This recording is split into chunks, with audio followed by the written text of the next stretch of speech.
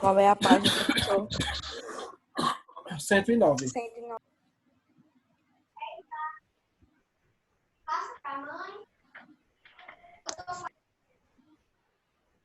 Professor, qual é a página que eu fui ali pegar o livro? 109. Certo, obrigado. Saúde e sociedade.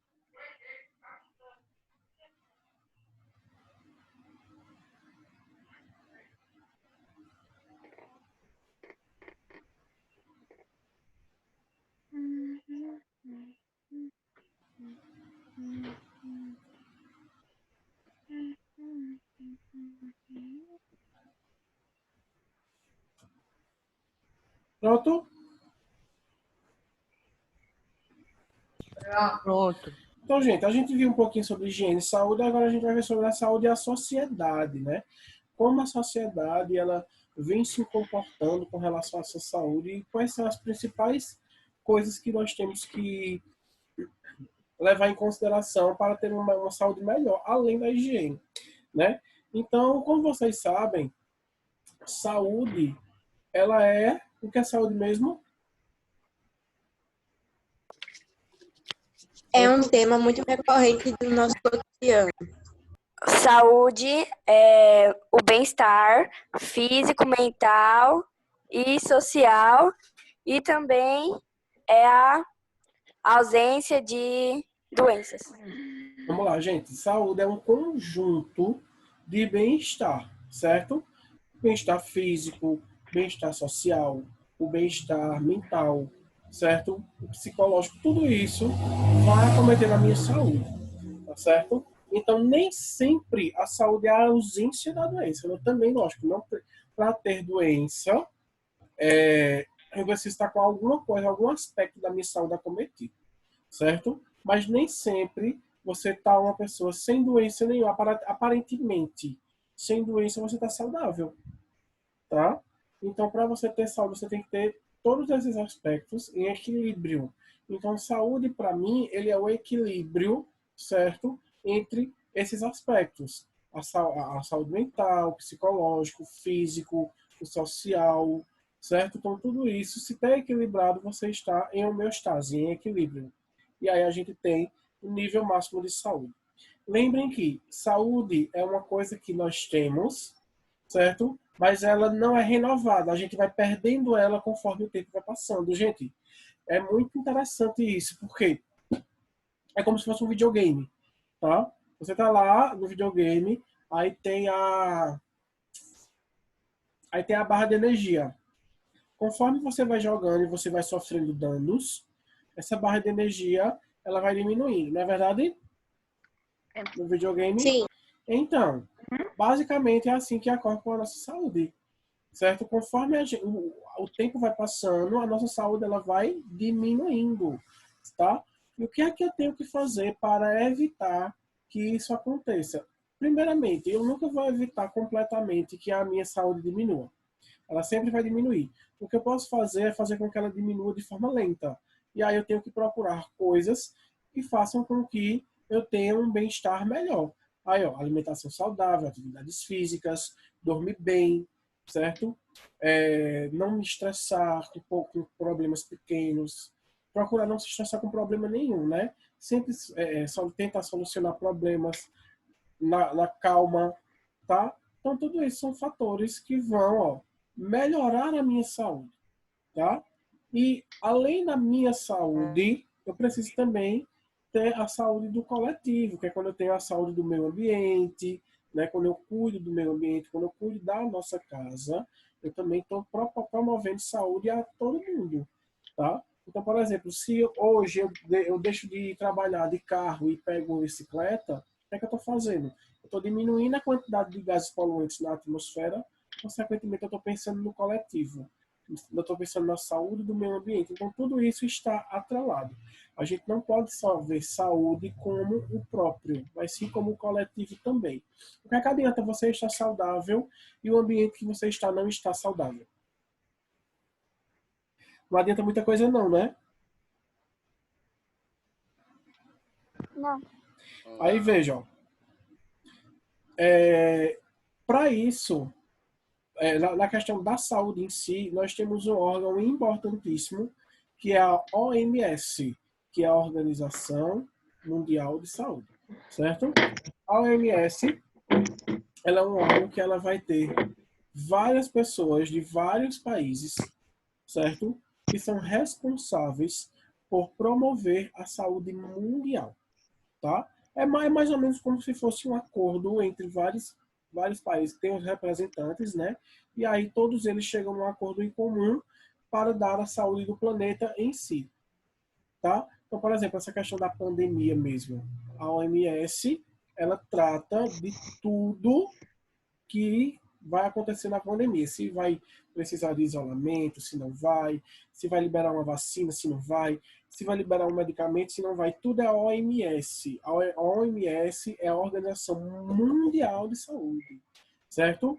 É a organização dentre todos os países, os representantes, certo? Vão estar lá para melhor desenvolver saúde para o planeta. Para o planeta.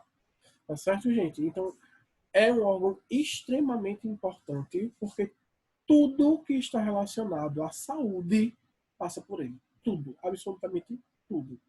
Tá certo? Alguém quer falar alguma coisa? O senhor pode repetir, por favor, Repetir o quê? a parte da OMS? Travou aí, foi? Não, é que passou uma nota aqui e não Tá. eu Vejam, a OMS ele é um órgão mundial que ele vai reger tudo que está relacionado com a saúde do planeta, certo?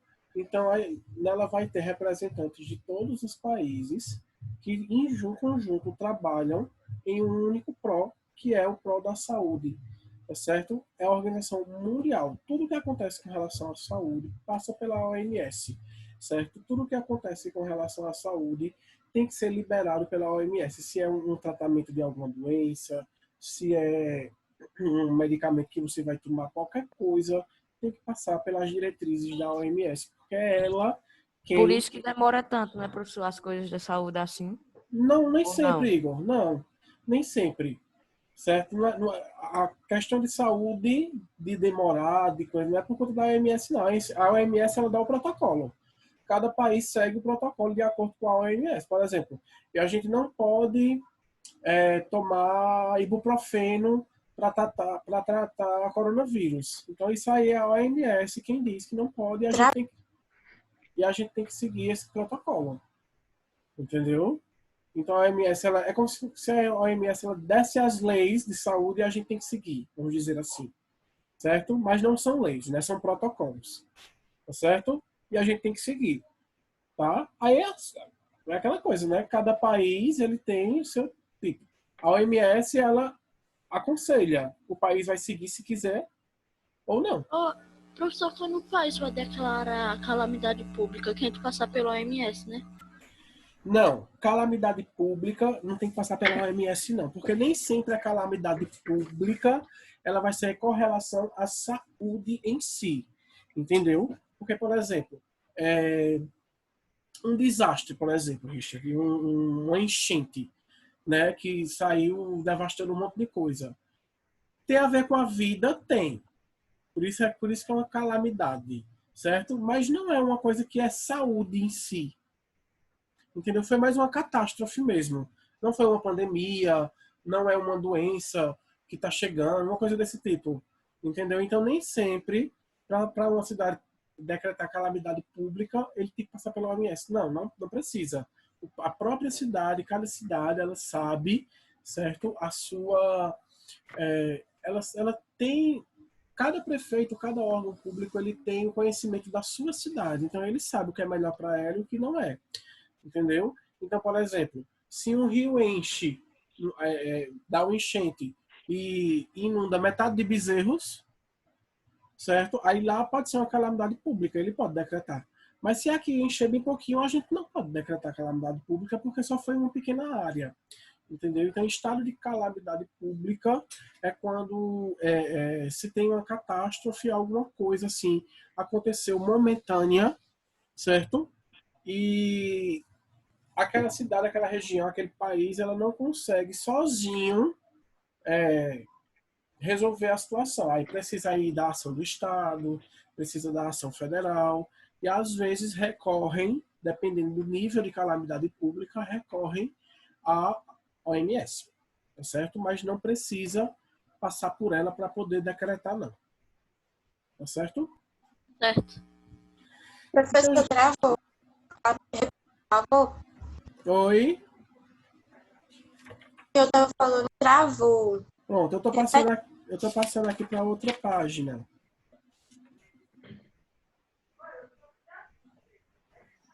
Ó, aí ele fala aqui, por exemplo, como a gente já falou isso sobre a questão do coletivo, né? Mas que para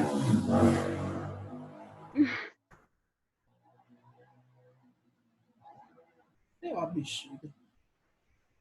Certo? Mas para que a gente tenha um bem coletivo, a gente precisa de ter a saúde do coletivo, a saúde pública. E a saúde pública, ela está literalmente ligada ao saneamento básico, certo? A infraestrutura de hospitais, tá? A saúde pública, ela é dever de quem? Ela é dever do Estado, certo? Então, o Estado, ele é quem vai organizar tudo com relação à saúde pública para que a gente tenha o melhor tratamento em hospitais, que a gente tenha o melhor tratamento de água, o melhor tratamento de esgoto, a melhor questão do saneamento básico, certo? Enquanto a gente não tem isso, a gente tem a nossa saúde suscetível, certo? A gente está expondo a nossa saúde, a gente está se expondo a ficar doente, certo? Então, para que tudo isso exista, a gente precisa ter o Estado por trás, além da gente ter os nossos hábitos individuais, mas precisa ter o Estado cuidando da saúde pública, da saúde dos demais, certo? O que é que adianta, por exemplo, você ter o melhor saneamento básico e você não ter hospital? Não adianta de nada, porque você vai adoecer de outras coisas. Você não só vai adoecer de doenças relacionadas a um mau saneamento básico, certo? O que é que adianta você ter o melhor hospital do mundo e você não ter nada de saneamento básico, você não ter coleta seletiva de lixo, você não ter tratamento de água, não adianta de nada também. Porque você vai superlotar aquele hospital, por mais que ele seja um hiper, ultra, mega equipado. Tá certo, gente? Então, tudo tem que ter um controle, certo? A gente tem que ter o máximo de saneamento básico possível e a gente tem que ter o melhor hospital que existe. E aí a gente vai ter uma diminuição em casos de pessoas doentes. Enquanto a gente não tem, a gente vai ter um aumento de casos de pessoas doentes. Tá certo? A questão do coronavírus mesmo. Por que o isolamento social? O isolamento social não cura ninguém. Tá? O isolamento social é uma forma de minimizar a quantidade de pessoas nos hospitais. Por quê? Porque os hospitais não suportam a quantidade de pessoas que vão adoecer de uma hora para outra. Tá certo? Então, a gente tem Para que ajudar no término da doença. isso. A gente tem que entender isso. Ó. O isolamento ele não vai curar ninguém, certo? Não vai curar ninguém, mas vai diminuir a quantidade de pessoas nos hospitais.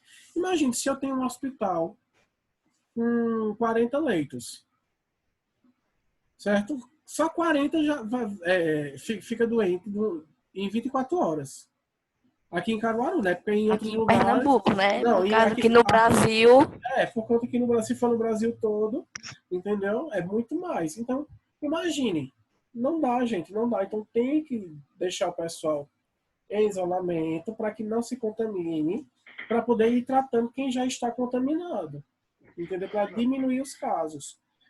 Mas por que isso? Porque não se tem uma saúde de qualidade no Brasil. Porque se tivesse, certo? O Brasil era preparado. Veja a China. A China preparou hospitais, um hospital enorme, imenso, dentro de 5 dias. Certo?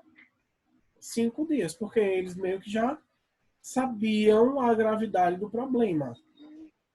Entendeu? Eles já imaginavam a gravidade do problema e aí fez o hospital e tal. Os outros países, a Alemanha mesmo. A Alemanha teve uma imensidão de casos. Entendeu? Mas de todos os países são dos melhores com relação à saúde, porque eles se precavem muito. Tá certo? Então, tudo isso está relacionado com a saúde pública. Tá bom? Alguma dúvida? Alguém quer falar alguma coisa? Não.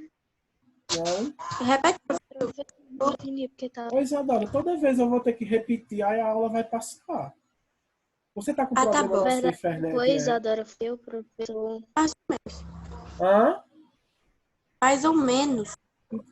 Aí é isso, porque toda vez fica cortando, você não entende, aí a aula passa e eu não consigo explicar direito. Depois Olha eu a olho. aula gravada. Olha a aula gravada, porque até você falando tá cortando, né, gente? Sim. Aí eu acho que é o problema na sua internet, eu acho. Certo. Depois eu olho o vídeo depois. Olhe a aula gravada. Olha, gente, aí vejam.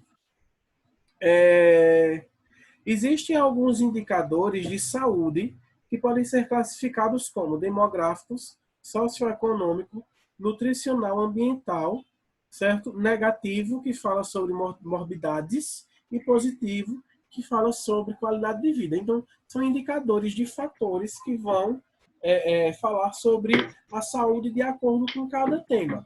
Por exemplo, os indicadores demográficos são dados básicos relacionados ao perfil da população em questão. Número de habitantes por área, sexo, idade, etnia. Então, tudo isso é o fator demográfico, é o indicador de saúde demográfico, certo?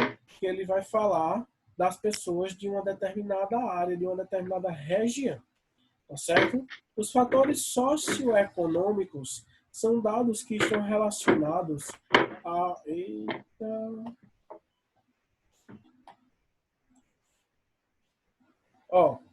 são dados que estão relacionados com a renda, certo? Dessas pessoas, com a classe social, com a ocupação, se essa pessoa trabalha, se essa pessoa não trabalha, o tipo de trabalho, as condições de habitação, né? O local que essa pessoa mora, se é um local que é apto à habitação, se não, se tem saneamento básico ou não, o tipo de alimentação que essa população come, certo? Então, tudo isso são fatores socioeconômicos, tá? Bem fácil esse, né? Quando a gente vai para a classe social, que a gente tem uma divisão, a gente vê logo que é socioeconômico, tá? O fator de morbidade são registros que vão registrar o número de pessoas portadoras de enfermidades dentro da comunidade, certo? Morbidade está relacionado com pessoas doentes dentro de uma comunidade. E mortalidade vai indicar o número de óbitos, certo? Nascidos vivos ou natimortos. Tá? Natimortos é quando a pessoa nasce e morre com pouco tempo. Certo? Então, são índices de mortalidade. Ele falou aqui nascidos vivos, mas a questão do nascido vivo aqui, ele englobou tudo. Mas só para pessoas que nascem, existe o índice de natalidade. É quando a pessoa nasce, toda pessoa que nasce vai para esse índice. Tá? Então, por exemplo, quando você pega os gráficos do coronavírus, por exemplo, que você tem um monte de números e tudo mais, o que vai acontecer? O que acontece? Você vê lá o número de pessoas doentes, o número de pessoas curadas, o número de óbitos, certo? E aí, por esses números, a gente tem uma noção, certo? De como a doença vai evoluindo e tudo mais. Isso é o que a gente chama de índices epidemiológicos. Eu acho que eu já falei isso para você, não foi? Pandemia, surto, epidemia. Falei sobre isso. Pronto. E são os índices epidemiológicos. É necessário fazer essa contagem de casos, certo? Para que se tenha um controle futuramente. Se futuramente essa doença surgir, a gente tem que ter um controle. Então, quer dizer que em 2020 eu tive tantos números de óbitos em tanto tempo. Por exemplo, eu tive em um mês... eu não sei em um mês quantos óbitos foram. Vamos lá. Em um mês eu tive 5.000 óbitos. Em 2020, vamos dizer assim. Aí vamos dizer que essa doença surge daqui a 20 anos, em 2040. Aí em 2040 eu tive 10.000 óbitos em um mês. Então quer dizer que a quantidade de óbitos foi maior. Aí nisso aí eu já vejo que o vírus ele evoluiu, né? Eu vejo que ele está mais forte. Então tudo isso contribui para os estudos, tanto da doença, quanto da cura, quanto da morbidade e de tudo mais. Tá? Então, a gente vai ter professor. esses índices. Oi, Igor. Olha, eu tô vendo aqui. 99 mil casos no mês de abril em óbitos. No mês de abril, No mundo ou no Brasil? no Brasil. Só no mês de abril, 99 mil casos. Aham. Pronto. Certo? Aí vamos dizer que no mês de maio eu tenho 50 mil casos. Aumentou ou diminuiu? Diminuiu. De um mês para o outro, diminuiu. Então, com essas taxas, com esses números, eu vou tendo um controle se a doença está se estacionando ou se ela está evoluindo. Deu para entender? Sim. Pronto. E a cobertura acompanha o perfil médico daquela comunidade por meio da estimativa do acesso ao Sistema Único de Saúde, que é o SUS, né? Por habitante. São elementos relevantes: o número de consultas, o número de internação hospitalar, proporção de internação hospitalar, especialidade médica. Então, tudo isso está relacionado com a cobertura. Não, ô Certo? professor, eu errei. Aquela 99 mil é no mundo mesmo, No no mundo, mês né? de abril. Pronto, tá certo. Então, gente, todos esses são índices que a gente tem que seguir para a gente ter o controle de tudo. Aqui ele começa a falar sobre surtos, sobre epidemias, mas eu não vou falar sobre isso não, porque isso a gente já viu, tá certo? Aí, ó, eu vou falar um pouquinho a vocês agora do SUS. O que é o SUS? O SUS, ele é um sistema de saúde universal. Acho que ele é universal. Ele é universal. Que qualquer pessoa que esteja doente e esteja no Brasil, em território brasileiro, pode ser atendida pelo SUS. Tá certo? Até um estrangeiro que ele esteja no Brasil e ele estiver doente, ele pode ser atendido pelo SUS. Tá certo, gente? Então, o SUS, pelo menos no papel, ele é o melhor plano de saúde que existe e ele é totalmente gratuito. Nem todos os países têm, viu? Isso não. Tá? Por exemplo, em Portugal, se você não tiver um plano de saúde, você não vai ter hospital público lá, não. Você morre se você não tiver um plano de saúde. Se você não puder pagar, você morre. Lá, o que pode acontecer nesses países são clínicas filantrópicas. Isso sim pode acontecer. Alguém de algum hospital quis abrir uma clínica que desse tratamento médico de graça a quem chegasse. Né? Agora, lógico, é um tratamento ambulatorial. É aquele tratamento que você chega com um corte, faz o curativo e foi liberado. Tá? É um tratamento que você chega com dor de barriga, toma um remédio e vai ser liberado. Não é um tratamento de grande porte. Tá certo? Então, em muitos países, acontece dessa forma. Agora, não é o Estado quem dá isso. Tá certo? Na verdade, é uma pessoa que quis fazer isso e fez e pronto. Tá certo? Um dono de hospital, uma coisa assim. Então, o SUS, gente, ele é ótimo. Ele tem tudo que a gente imaginar. É o melhor plano de saúde que temos. O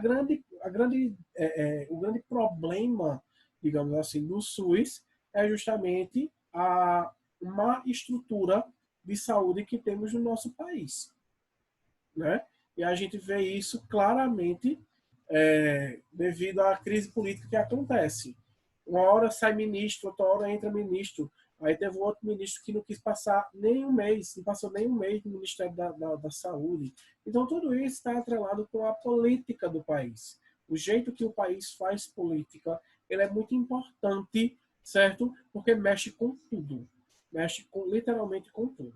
Tá? Eu não vou entrar em assuntos políticos, porque não é o caso da nossa aula. Tá certo? Alguma dúvida? Não. Não. Ó, vou falar agora um pouquinho sobre a nossa imunidade. E eu volto a falar dela para a gente terminar esse capítulo, porque só faltam 5 minutos para acabar a aula. Tá certo? Na segunda-feira eu volto a falar sobre o restante. Então, o que é a imunidade? O sistema imunológico, né? Então, o sistema imunológico, gente, ele é o sistema de defesa do corpo. Tá certo? É o sistema que produz as células de defesa E essas células de defesa, elas vão agir combatendo agente de infecções, tá certo? Então, por exemplo, a minha alergia que eu tive, na realidade, a crise alérgica é uma resposta do meu sistema imunológico contra aquele acúmulo de poeira, contra aquela substância que estava no veneno, que fez com que eu liberasse muitos anticorpos para combater essa alergia, tá certo? Então, isso é uma resposta do sistema imunológico. Então, o sistema imunológico é importantíssimo para a gente, porque é ele quem vai nos defender de tudo. Então, ao tempo todo, vocês ouvem o pessoal dizendo assim, melhora o sistema imunológico, né? Melhora a atividade imunológica. Por quê? Porque se você tem um sistema imunológico bom, consequentemente, você não vai adoecer tão facilmente. Tá certo? E como é que eu melhoro o sistema imunológico, professor? Em tudo que vocês imaginarem. Ó, uma boa qualidade de sono melhora o sistema imunológico. Alimentos ricos em vitamina C, alimentos ricos em sais minerais, verduras, frutas. Uma boa alimentação saudável, ela aumenta em muito o sistema imunológico, certo?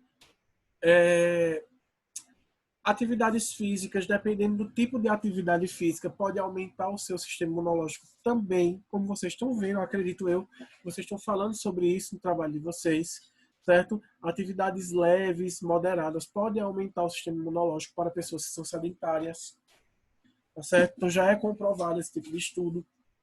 Então várias coisas, vários fatores, não se estressar, ficar zen para a vida, tudo isso vai aumentar o seu sistema imunológico, não vai deixar com que você fique doente de qualquer coisa.